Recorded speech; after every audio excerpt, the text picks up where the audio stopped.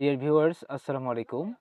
আজকে আমরা বিগত ১৪ বছর ধরে প্রাইমারি নিয়োগ পরীক্ষায় পাটিগণিত সংখ্যা ধারণা থেকে যে প্রশ্নগুলো এসেছিল, এই প্রশ্নগুলো থেকে বাছাই করা ৫ টি গুরুত্বপূর্ণ প্রশ্ন আজকে আমরা আলোচনা করব। তো আমাদের ১ম যে প্রশ্ন আপনারা দেখতে পাচ্ছেন, ১ম প্রশ্নটি হচ্ছে যে 0/0 সমান কত? 0/0 কত, কত এটা আমাদেরকে বের করতে হবে। তো আপনারা শুধু একটা বিষয় খেয়াল রাখবেন যে 0 দ্বারা কোনো কিছুকে ভাগ করা যায় না। ভাগ করলে সেখানে ইনফিনিটিভ রেজাল্ট আসবে, অর্থাৎ সেটা অসীম এবং অনির্ণয়। তো আমরা শূন্যকে কোনো কিছু দ্বারা ভাগ করলে আমরা রেজাল্ট 0 পাই। এখানে আমি 0 ভাগ যদি n দেই তাহলে এখানে রেজাল্ট কিন্তু আমাদের 0 আসবে। এটা ঠিক আছে। কোনো কিছু দ্বারা ভাগ করলে অ্যান্সার 0 হয়।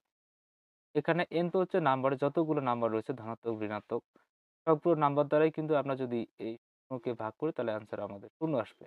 কিন্তু আমরা 0 দ্বারা যদি কোনো সংখ্যাকে ভাগ করি তাহলে সেখানে কোনো রেজাল্ট আসবে না। তো সেটা হচ্ছে অনির্ণয়। তো এখান থেকে বোঝা গেল যে আমাদের ওখানকার রেজাল্টটা ছিল অনির্ণয়। এটি আসছিল প্রাথমিক শিক্ষক নিয়োগ পরীক্ষা ২০২৪ সালে গ্রুপ ৩ এ। এবার দেখেন, এখন আমাদের ২ নম্বর প্রশ্ন সলভ করে পাই। হ্যাঁ, এখন ২ নম্বর প্রশ্নটি দেখেন। আমাদের যে ২ নম্বর প্রশ্নটি রয়েছে, তো ২ নম্বর প্রশ্নটি হচ্ছে যে একটি সংখ্যা ৫৬০ থেকে যত বড়, ৮০০ থেকে তত ছোট সংখ্যাটি কত? এটি হচ্ছে প্রাথমিক শিক্ষক নিয়োগ পরীক্ষা ২০২৪ সাল গ্রুপ হচ্ছে ৩। একটি সংখ্যা ৫৬০ থেকে যত বড়। আপনারা এই প্রশ্নটাকে সলভ করার জন্য আপনারা শুধুমাত্র সংখ্যা দুটার গড় নির্ণয় করলে চলবে। এই কাজটা শুধু করবেন। এখানে এই যে সংখ্যা ৫৬০ এবং ৮০০ কে আপনারা যোগ করবেন। যোগ করার পরে ২ দ্বারা আপনারা ভাগ করবেন। তাহলে এখানে আ ১ ৩ ৬ শূন্য আসবে। তো এখান থেকে আমরা ৬ দুগুণ হচ্ছে ১২ আর তার মানে ৬৮০ হচ্ছে আমাদের অ্যান্সার। এখানে আমাদের গড় নাম্বারটি হচ্ছে অ্যান্সার। তো আশা করি বিষয়টা ক্লিয়ার। তার মানে একটি সংখ্যা ৫৬০ থেকে যত বড়, ৮০০ থেকে সেটা তত ছোট সংখ্যাটি হচ্ছে আমাদের ৬৮০। একে পরীক্ষা করে দেখতে পারেন। ঠিক আছে? হ্যাঁ, এইটা একটু মনে রাখবেন। এখন দেখেন যে ৪ নাম্বার প্রশ্ন সলভ করার পালা। ৪ নাম্বার প্রশ্ন, সরি এখানে হবে ৩ নাম্বার, টাইপিং মিস্টেক, ৩ নাম্বার। যাই হোক, আমরা এখন ৩ নাম্বার প্রশ্নটি সলভ। কোন সংখ্যার কোন সংখ্যার ৩০% থেকে ৩০ বিয়োগ করলে বিয়োগফল ৩০ হবে। কোন সংখ্যার ৩০% থেকে ৩০ বিয়োগ করলে? তো এখানে কি সংখ্যাটি রয়েছে? আপনারা অপশন টেস্ট করেও করতে পারেন। অপশন টেস্ট করেও করতে পারেন। আর যদি না করেন তাহলে এইভাবে করবেন। কিভাবে? ধরি সংখ্যাটি হচ্ছে x, x এর ৩০% মানে কি? ৩০x/১০০ মনে রাখবেন। ১০০। এখান থেকে আবার কি বলছে যে ৩০ বিয়োগ করলে সংখ্যাটি হচ্ছে আমাদের ৩০। তাহলে আমাদের সংখ্যাটি বের করতে হবে। ৩০ বিয়োগ করলে বিয়োগফল হচ্ছে ৩০, সরি বিয়োগ। তাহলে এখানে আমরা ৩০x কে পাবো। এখানে আমরা ৩০০০ পাবো, তাই না? ৩০ আছে। তো এখানে যখন আপনি ক্যালকুলেশন করবেন ৩০x পাবেন, ৩০০০ কে পাবেন। এখানেও ৩০০০ চলে আসবে। ১০০ আর ৩০ এ গুণ করলে ৩০০০ হচ্ছে। আচ্ছা, এখান থেকে আপনি ৩০x টাকে রাখিয়ে দিবেন। তো এই মাইনাস যখন এদিকে আসবে তখন প্লাস হয়ে যাবে। তো ৬০০০ হবে। আর ৬০০০ কে আপনি যখন ৩০ দ্বারা যখন ভাগ করবেন তখন ২০০।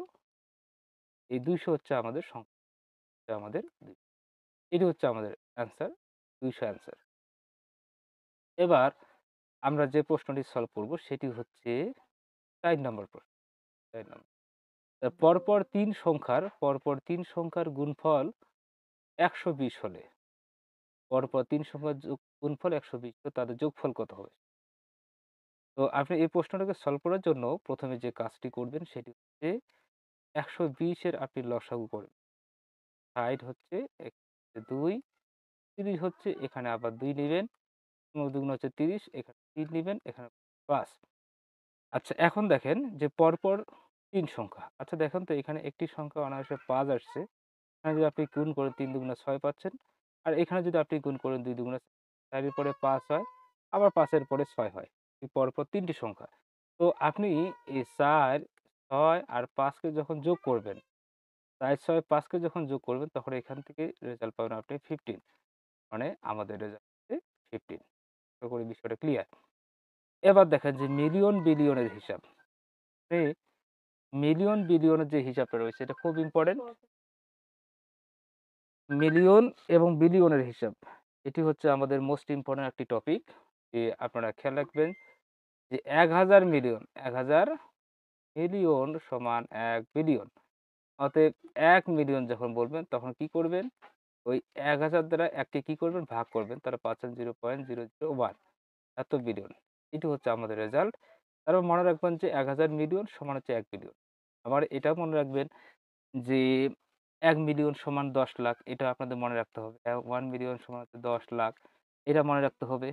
বা ১০ মিলিয়ন সমান হচ্ছে ১,০০,০০,০০০ এগুলো মনে রাখতে হবে। তার মানে মিলিয়ন, বিলিয়নের হিসাবটা আপনাকে অবশ্যই মনে রাখতে হবে। আর এখান থেকে প্রায় পরীক্ষায় আসে। তো এই হচ্ছে আজকে আমাদের প্রাইমারি বিগত ১৪ বছর ধরে আসা সংখ্যার ধারণা পাটিগণিত থেকে ৫ টি গুরুত্ব